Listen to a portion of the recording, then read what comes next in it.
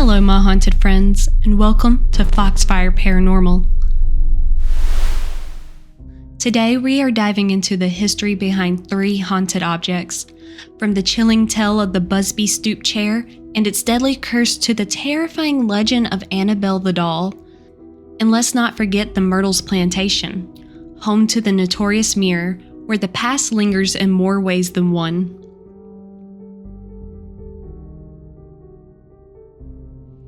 The Busby Stoop Chair is not just an ordinary piece of furniture. It is believed to carry a dark curse, a curse that has reportedly claimed numerous lives over the centuries.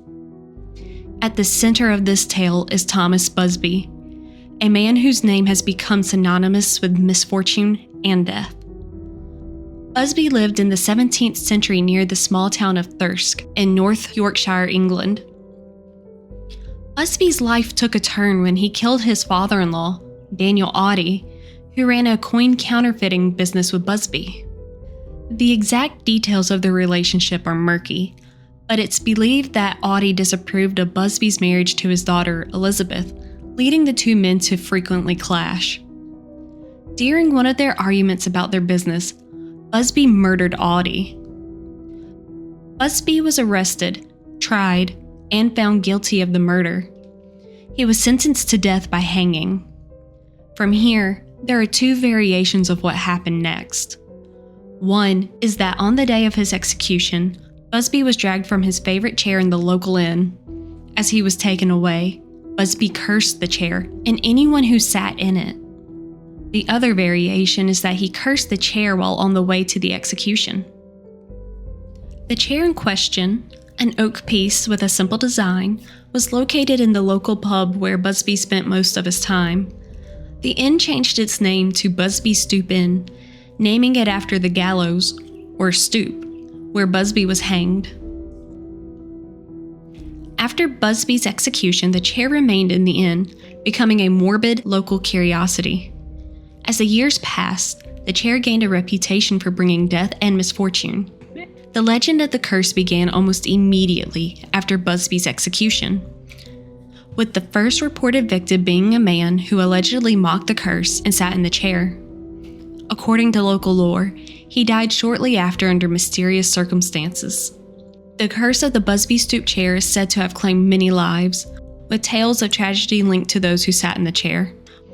During World War II, the inn was a popular spot for airmen stationed at nearby bases. It's said that several soldiers who dare sit in the chair never returned from their missions. One of the most famous incidents occurred in 1967 when 2 young men decided to challenge the curse by sitting in the chair. According to the story, they left the inn and tragically died when their car crashed shortly afterwards. Another story mentioned 2 bricklayers who visited the pub midday. One of them decided to take the challenge of sitting in the chair. When they went back to work later in the day, the one who sat in Busby's chair fell to his death. Eventually, the pub owner moved the chair to the basement to keep patrons from sitting in the chair and having any more deaths occur due to the curse. However, that didn't stop the delivery driver from taking a seat in the chair. He died around an hour later when the delivery truck crashed. The pub owner then asked the Thirsk Museum to take it, where it now resides hanging on the wall 5 feet in the air. The tales surrounding the Busby Stoop Chair are chilling, but they also raise the question, is it truly cursed, or are these stories simply the result of coincidence, fear, and folklore? Skeptics argue that the curse is nothing more than a self-fulfilling prophecy, where those who sit in the chair believing it's cursed might unconsciously put themselves in harm's way. The psychological power of suggestion could explain the unfortunate events that befell those who sat in the chair. Moreover, some researchers have pointed out that many of these stories associated with the chair are based on anecdotal evidence, with little in the way of concrete documentation. The chair's legend, like many tales of cursed objects, may have been exaggerated or even fabricated over time. On the other hand, believers in the paranormal argue that the sheer number of deaths and strange occurrences associated with the chair cannot be easily dismissed. Whether or not one believes in the curse, the story of the Busby Stoop Chair remains a compelling piece of folklore that continues to captivate. This simple piece of furniture, now displayed in the Thirsk Museum, draws visitors from around the world who are curious about its reputation and the chilling tales that surround it. Before we go any further, if you have any topics or stories you want me to cover, you can leave a comment down below, or you can visit my new website, foxfireparanormal.com, and submit your encounters there. The story of the Annabelle Doll is a chilling tale that has captivated the public imagination for decades. What began as an innocuous gift to a nursing student in the 1970s soon morphed into one of the most infamous paranormal cases in history that has been retold in books, documentaries, and films. The story begins in 1970 when a mother purchased a Raggedy Ann doll as a gift for her daughter, Donna, who was a nursing student. The doll seemed harmless, a simple toy with a sweet face, dressed in a patchwork dress. Donna brought the doll back to her apartment that she shared with her roommate Angie and placed it on her bed. But what started as an innocent gift quickly turned into a source of horror. According to the women, the doll began to exhibit strange behavior almost immediately. At first, they noticed minor changes, like the doll appearing in different positions or different rooms than where they had left it. They initially dismissed these occurrences as quirks or accidents. Perhaps one of them moved the doll and forgotten. However, the disturbances soon escalated. The doll was reportedly found in different positions, such as standing on its own, with its arms and legs crossed, or in a kneeling position. Even more unsettling, Donna and Angie began to find notes around the apartment. "Help me," or "help us," was written on parchment paper, which was something neither Donna nor Angie had in their home. The disturbing incidents convinced Donna that something was wrong. Fearing that they were dealing with something beyond their understanding, she sought help from a medium. The medium conducted a seance and informed the women that the doll was inhabited by a spirit of a young girl named Annabelle Higgins. According to the medium, Annabelle had died in the field that the apartment was built on. The medium went on to say that the spirit had latched onto the doll because she felt comfortable with Donna and Angie and just wanted to be loved. Moved by this story, the women gave Annabelle permission to inhabit the doll. However, this decision would lead to even more terrifying occurrences. The situation grew more terrifying when the doll's activity turned violent. Lou, a friend of Donna and Angie, had expressed unease about the doll from the beginning. Lou claimed that he had been attacked by the doll. He reported feeling paralyzed and helpless as the doll seemed to crawl up his body and strangle him. Lou would go on to have another experience with the doll. Lou and Angie had been preparing for a road trip, looking over maps in the quiet apartment. They heard rustling sounds in Donna's room and were worried that someone had broken into the apartment. Lou decided to check it out, waiting outside the room until the noise stopped before entering. There was nothing indicating a break-in, and the only thing out of place in the room was the Raggedy Ann doll laying face down on the floor. Lou started towards the doll when he felt as if someone was standing behind him. Spinning around, he realized no one was behind him and immediately felt pain in his chest. He found deep claw-like scratches on his chest, which healed completely within a couple of days. Despite their compassion for the supposed spirit, the disturbances only grew worse. The women's fear eventually led them to seek out help from an Episcopal priest named Father Hegan. He felt this needed a higher authority from within the church and contacted Father Cook, who then reached out to Ed and Lorraine Warren. The Warrens were renowned paranormal investigators who gained a reputation for their work in demonology and hauntings. The Warrens were no strangers to cases involving spirits and demonic entities, having investigated numerous haunted houses and possessions across the country. Upon examining the case, the Warrens quickly concluded that this doll was not merely haunted by a benign spirit, but was, in fact, a vessel for a demonic entity. They explained that the spirit of Annabelle was not a child, but a demon in disguise, using the doll as a way to manipulate and ultimately possess a human host. The story that the medium had relayed, according to the Warrens, was simply a ruse by the demon to gain sympathy and lower the women's defenses. The Warrens believed that the demon's goal was to eventually possess one of the women in the apartment, and the violent incidents, particularly the attack on Lou, were signs that the entity was becoming more powerful. Realizing the danger, the Warrens decided to remove the doll from the apartment to prevent any further harm, and they had Father Cook bless the apartment. The Warrens took the doll to their home in Connecticut, where they placed it in their Occult Museum, a collection of objects associated with their many paranormal investigations. The doll was stored in a specially made glass case that was blessed by a priest to contain the entity within it. The case bore a sign that read, "Warning, positively do not open." Even within the confines of the museum, the Annabelle doll reportedly continued its malevolent activities. Visitors who mocked or disrespected the doll claimed to have experienced misfortune shortly afterward, including accidents and near-death experiences. One infamous story involved a young man who taunted the doll by banging on the case during a visit to the museum, telling the doll to scratch him before Ed made him leave. On his way home, he lost control of his motorcycle and crashed into a tree, dying instantly. His girlfriend, who survived the crash, later claimed that they had been laughing about the doll just before the accident. The Warrens, recognizing the ongoing threat by Annabelle, regularly had the case blessed by priests. Lorraine Warren, in particular, was said to be deeply cautious around the doll, describing it as one of their most dangerous items in their collection. The story of the Annabelle doll has transcended its origins and become a part of popular culture, particularly in the realm of horror. The doll's notoriety was further cemented by its portrayal in the Conjuring universe, a series of films based on the Warrens' cases.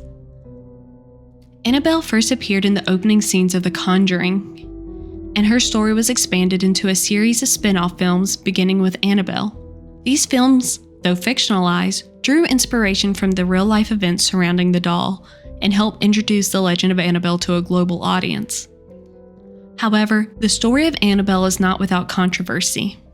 The field of paranormal investigation is often met with skepticism, and the Warrens' work in particular has been criticized by some as being more about sensationalism than scientific inquiry. The Warrens' investigations have been dismissed as fake, and that their museum is full of Halloween items, toys, and dolls that you can just go buy from the store. The skeptics argue that the Annabelle case, like many others the Warrens investigated, could be a combination of psychological suggestion, coincidence, and the power of storytelling. The Annabelle doll in its glass case continues to be a symbol of the unknown, a reminder that some stories, whether true or not, have a way of sticking with us, haunting our imaginations long after the lights go out. Nestled in the heart of St. Francisville, Louisiana, the Myrtles Plantation stands as one of the most famous haunted locations in the United States. With its oak-lined avenue, antebellum architecture, and a dark history, the plantation has been the subject of countless ghost stories and paranormal investigations. The Myrtles Plantation was built in 1796 by General David Bradford, a man fleeing political persecution for his role in the Whiskey Rebellion. Initially named the Laurel Grove, the plantation served as Bradford's safe haven, far from the reach of the federal authorities. After Bradford's death, the plantation passed through several hands, eventually becoming the property of his daughter, Sarah, and her husband, Clark Woodruff. It was during the Woodruff era that some of the most infamous events associated with the plantation are said to have occurred. The plantation's long history is marked by tragedy, with numerous deaths taking place on the property, both natural and violent. According to local lore, the plantation is home to at least 12 ghosts, although some accounts suggest there may be more. One of the most famous stories is that of Chloe, a slave who allegedly served the Woodruff family. According to the legend, Chloe was caught eavesdropping on Clark Woodruff and, as punishment, had her ear cut off. In revenge, Chloe baked a cake laced with poisonous oleander leaves, intending to make the family ill, but not kill them. However, the plan went horribly wrong, and Sarah Woodruff and her 2 children died. Chloe was subsequently hanged by her fellow slaves, and her ghost is said to wander the plantation. often recognized by the turban she wears to hide her severed ear.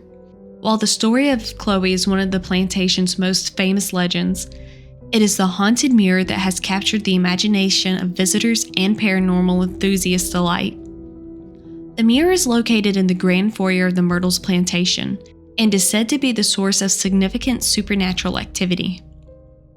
The origins of the haunted mirror are closely tied to the death of Sarah Woodruff and her children.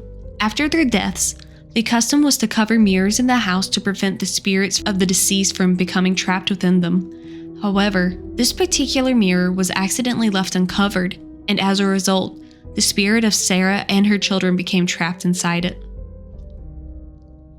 Visitors to the Myrtles Plantation often report strange phenomena when they approach the mirror. Some claim to have seen figures dressed in old-fashioned clothing within the glass, while others have reported seeing handprints that appear suddenly and cannot be wiped away.